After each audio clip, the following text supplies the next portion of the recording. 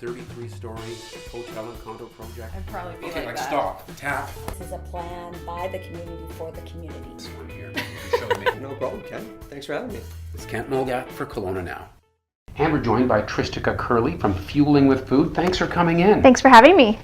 So I think some parents out there are already starting to stress about, okay, what sort of program can we get going in our household to get a reasonably healthy lunch into the kids' lunch kit or bag that they will actually eat.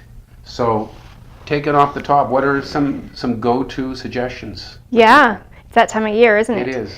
So one of the first things is planning. So making sure that when you go grocery shopping that you have a bunch of different snack items, a bunch of different things such as whole grain crackers, hummus, veggies that can be either cut up or served, that will serve well at school, yogurt, roasted chickpeas, maybe some nut or seed butter, those types of things that you know you can pack in a lunch. Right. I always plan to have at least a couple of leftover meals that I know will last well in a lunch. So things like stews or chilies, and we're coming into the cooler time of year where we're going to be making more of those things for supper. Pasta type dishes, those last really well in a thermos, and kids often really like them. Okay. So you're planning meals for the week that you know provide the core of the next day's lunch. Absolutely. And Okay. I always make my lunch at night because I don't have time to do it in the morning. So for that, you need the style of thermos that is good for eating out of, right? Those short, squat thermos things.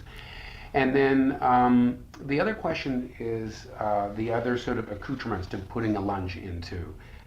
When I went to school, you just made your sandwich in the morning and you just put it in a brown bag and left it in the hot locker room until 2 in the afternoon and then went ahead and ate it. Nobody seemed to die. But this is not acceptable. This is not acceptable anymore. No, we know better now. So we're hoping, I'm a big believer in food safety. So there's lots of really funky lunch kits that you can make that actually have a cooler, a little room for an ice pack right in them. Right. So, have one of those or buy an ice pack that has their favorite characters or favorite sport team or something like that they like. So an ice pack in the lunch kit Absolutely. is an okay choice as well? Yes, absolutely. But something to cool it at least a bit. Yeah, and most of those thermal lunch kits will last 6 to 8 hours. It'll keep the food cold, so Right. you'll be fine if you use one of those. Okay, so let's get back to some of these suggestions. You haven't mentioned sandwiches yet. Would you still do sandwiches or yes? Sure, yeah. So one thing that I do is I often ask my kids what they want. So especially on those nights where I don't have a leftover that I'm going to pack up, I ask them what they want. And I'm surprised when they sometimes give me the easy answer of a seed butter and jam sandwich because it's a win for me. It's pretty easy to make. Right. I don't serve them every day because my kids would get sick of them and then those lunches would come home uneaten. But certainly once or twice a week, I think you can get away with that. Right. My experience has been that, first of all, there's concern about getting them good nutrition. But sometimes, I find I'm just tossing that out the window because I'm just trying to find anything that they will actually eat. Like any nutrition is better than no nutrition. True. So, what do you do with the picky eating kid? Great question. I think again, it's engaging them in the conversation. So if a lunch comes home uneaten, ask them why. Was it that they just were hungry? Maybe we fed them more snacks that day. Maybe they just weren't as hungry, or perhaps there were snacks served at school. If they didn't like it, ask them why. Ask them what you could do to make that lunch item taste better. And I'm surprised by the wisdom I get even from my 6-year-old son. Will tell me, oh, he doesn't like the condiment or the butter that's been put on his sandwich. And then the next day, if I make it without butter, he's happy with it. So engage them in conversation.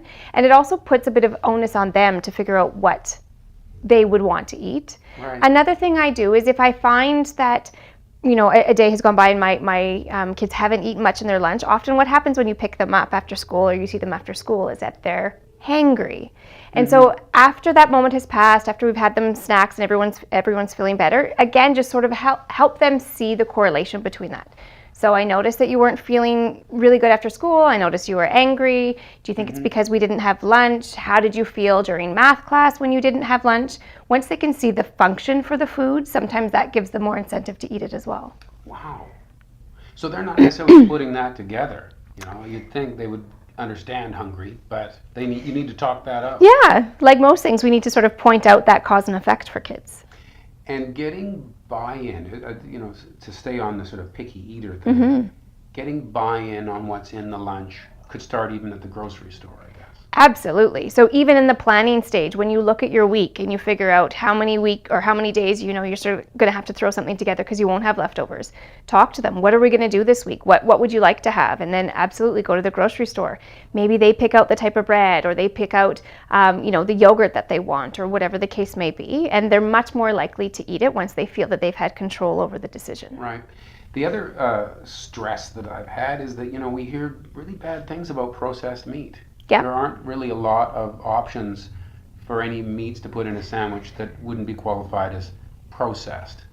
Now, I think some things are more processed than others, so I don't know. Any thoughts on that topic? I mean, I think it's true that they're not great for you, so it's certainly not a go-to item for me. But we can make wraps and things like that from leftover meat. So, chicken that you've made, even a rotisserie type chicken, shreds really well. That goes in a wrap.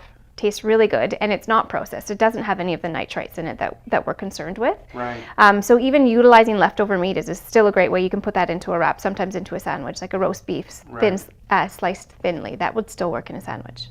Yeah, because I know that the manufacturers of these products, they're trying to stay one step ahead, and they'll say, it doesn't have those things in it, but they've really just replaced it with something sort of naturally based that is really the same.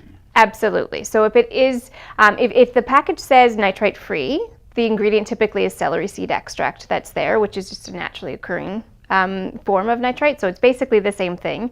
There is some research to suggest it's actually perhaps more harmful for our body than the original nitrite that we were using.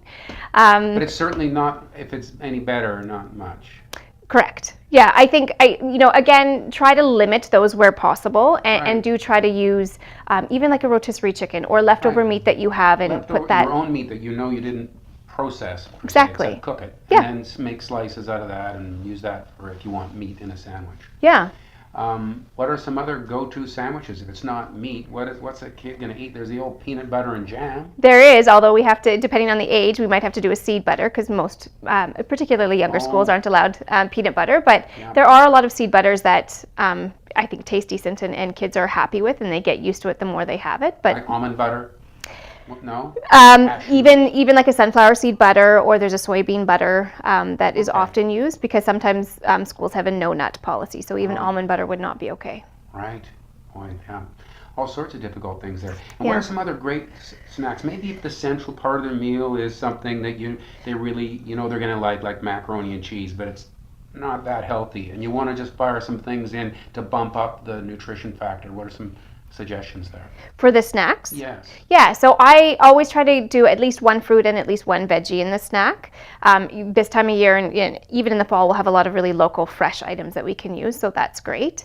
Try to get at least one source of protein in there as well, so whether that's cheese or yogurt or homemade energy balls perhaps that you've made. We make a lot of those in our house that have some sort of nut or seed butter in there.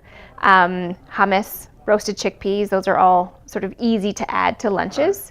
And then, some other, something that's going to sort of fill them up with some energy. So whether it is a store-bought granola bar, you sort of watch out for the sugar content in those, or again, something that you've made. We make a lot of blender-type muffins at home, which are super quick and easy. The kids love making them, and if you throw a couple chocolate chips in there, they're usually happy. There you go. But okay, you mentioned the chocolate chips. Yeah. What about putting that one other thing in the lunch that has nothing to do with health and nutrition? Sure. Just a little prize, a little chocolate cake with icing. Are you okay with something Absolutely. like that? Yeah, and we usually have something like that, sort of a fun food most days, whether it's either packed in the lunch or whether it's once we get home. But that's completely fine. So with a little bit of lead time between now and the start of school, it sounds like the one bottom line thing that you're not willing to move on is you need to have a freezer pack or those little sandwich containers with the freezable portion on the bottom. Yes. Something to keep things food safe. Absolutely. Food safety should be one of our number one priorities when it comes to packing a lunch. But those Tupperware things, they're constantly disappearing out of the drawer. I don't know who steals them. But so you just need to stock up and make sure you have enough. Now is a great time to take inventory. Maybe you're needing new lunch kits. Get enough containers, make sure you have enough ice packs. Again, help the kids, if the kids want to be involved in that process of picking those things out, that just helps them buy in again, get them more excited. Now might be a great time to start coming up with a list of lunches that you can make in a pinch. 5 lunches maybe that the kids can brainstorm with you that Right. you can make, and then you sort of just rotate through those when you don't have leftovers. Terrific. Well, thanks very much. Some great ideas to get us started. Good, thanks for having me. Tristica Curley from Fueling with Food, and thank you for watching Kelowna Now.